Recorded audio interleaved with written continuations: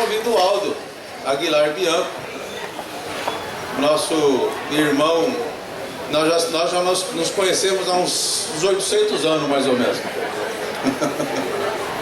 Aldo, muito obrigado pela sua presença, é uma alegria tê-lo aqui. Bom dia a todos, a todas. Eu acho que é uma emoção que se renova. Eu não sei se agora eu falo de passado ou se eu falo de futuro, porque passou tão rápido, 45 anos.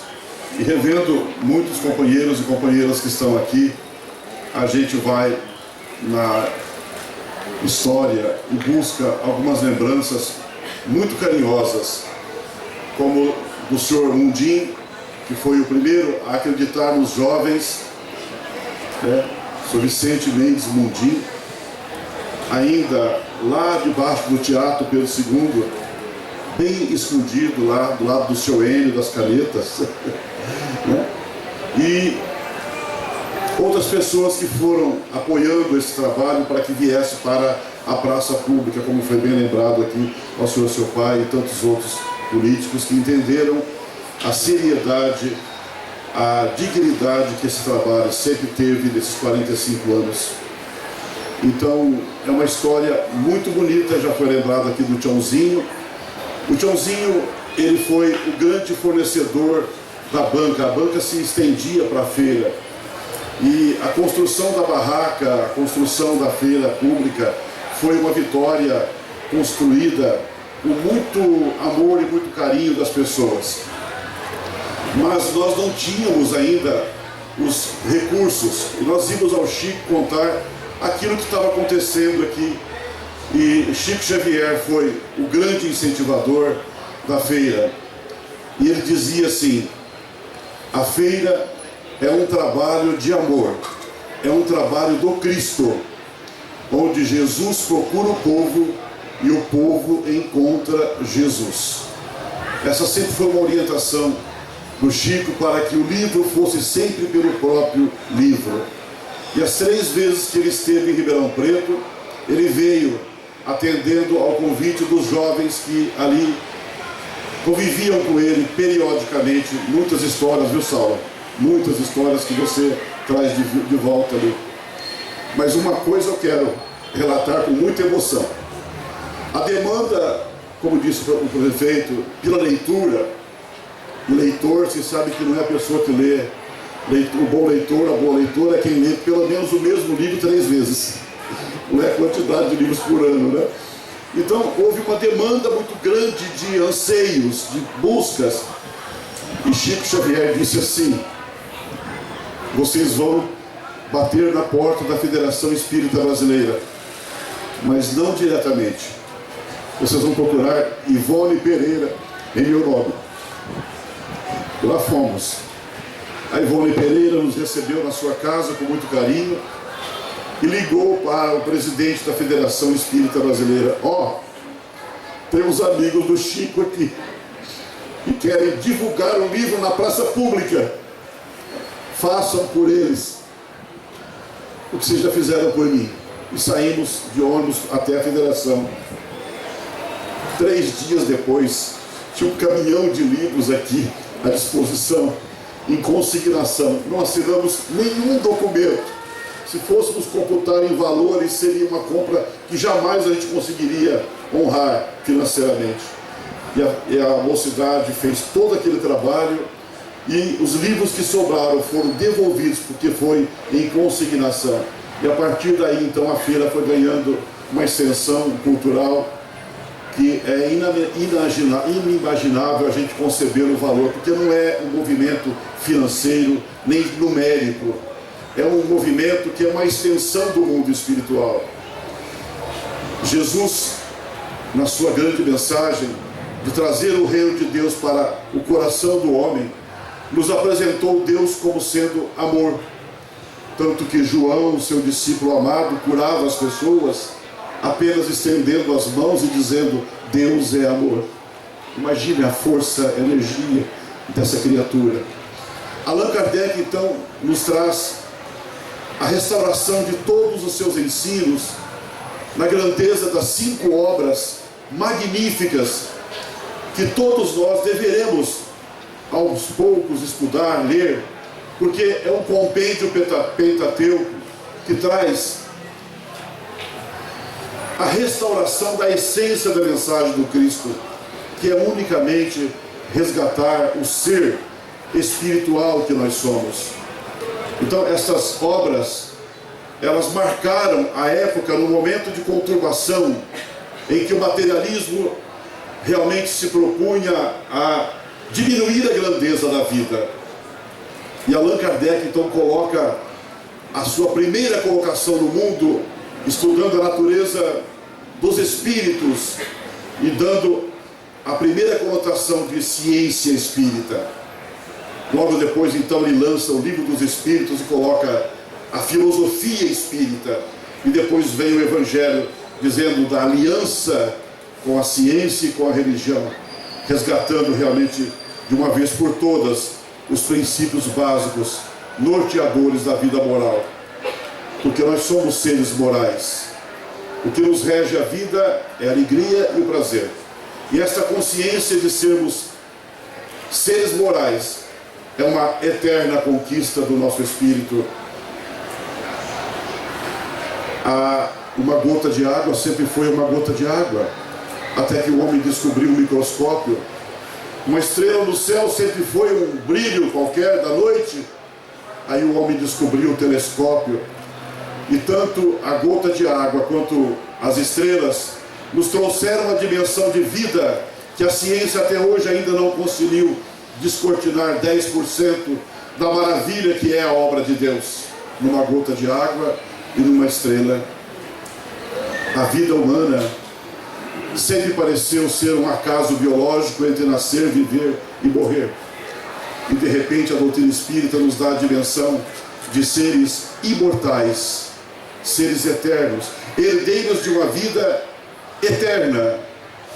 E essa doutrina nos traz uma contribuição, e eu dizia agora há pouco para a professora Marlene, que a doutrina espírita, ela contribui em todas as áreas do saber humano, porque ela não prega religião, ela ensina a religiosidade, a nossa religação com a essência da fonte da vida.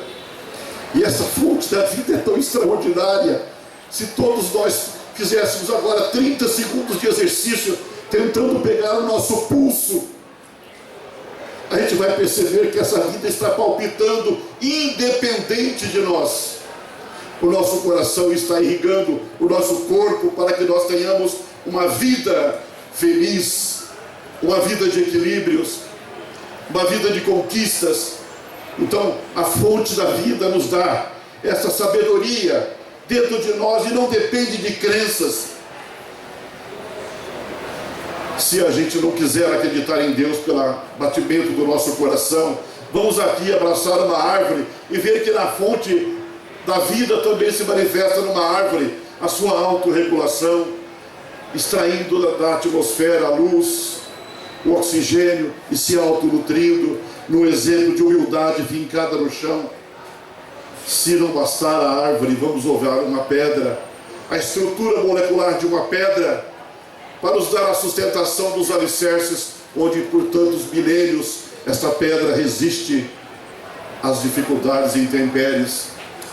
E aí Allan Kardec então lança ao mundo 5 princípios básicos. Primeiro, Deus existe.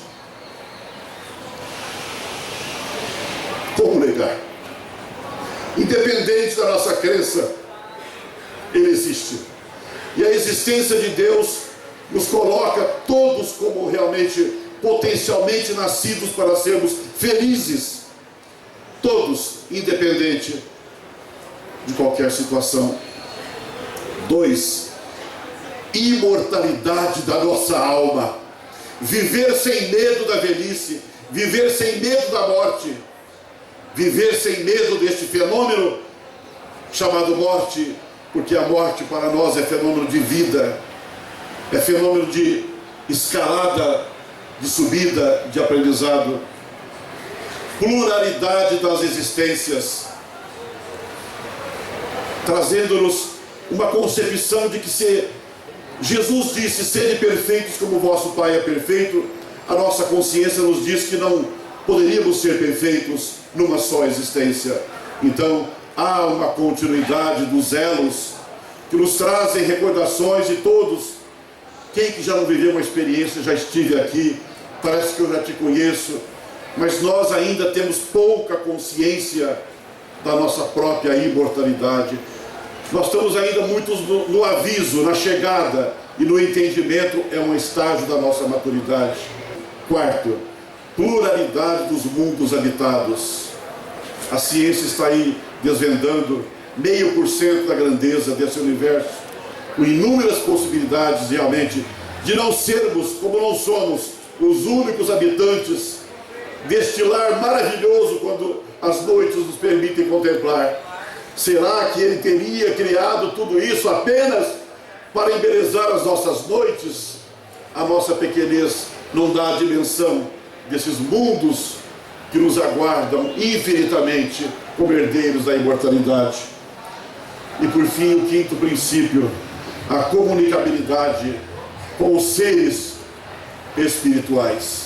Então esses 5 princípios dão sustentação a esta doutrina que solidifica em nós o desejo de sermos todos os dias melhores do que ontem e amanhã melhores do que hoje. Uma homenagem muito sincera a esta Feira do Livro Espírita, que representa um marco cultural do Brasil. Daqui saíram inúmeras motivações, ao ponto de, há 20 anos atrás, termos no Brasil 788 feiras do livro espírita, nas mesmas condições que essa, e hoje já ultrapassam 1.500 feiras, com o mesmo princípio.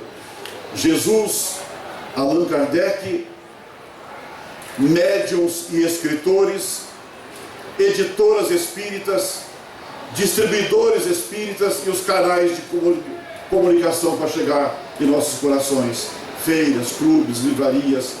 E o Chico predizia: não se assustem, um dia os livros estarão nas prateleiras dos supermercados, porque também é o alimento da alma.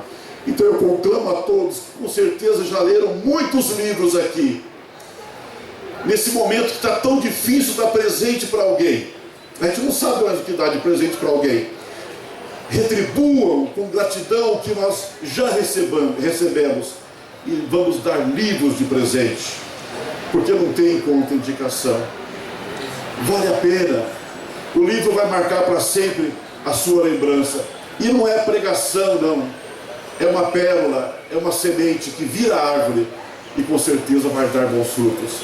Que Deus nos envolva a todos. Obrigado, autoridades públicas, nosso prefeito, convidados, amigos, familiares.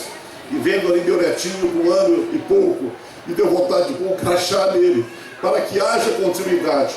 45 anos, né, Eduardo? Já tem aqui a 3ª geração trabalhando. O Papa, o Marcos Papa, que está aqui conosco, que era pequenininho. Ele levantava o pezinho dele para ver em cima da mesa, já trabalhava com a gente aqui também. E outros tantos que passaram por aqui. Então, vamos dar sequência nesse trabalho de amor, dessa semente silenciosa que brota no coração do homem, trazendo de volta a nossa essência verdadeira, como seres realmente eternos, imortais, vivendo mais uma extraordinária experiência humana. Muito obrigado a todos.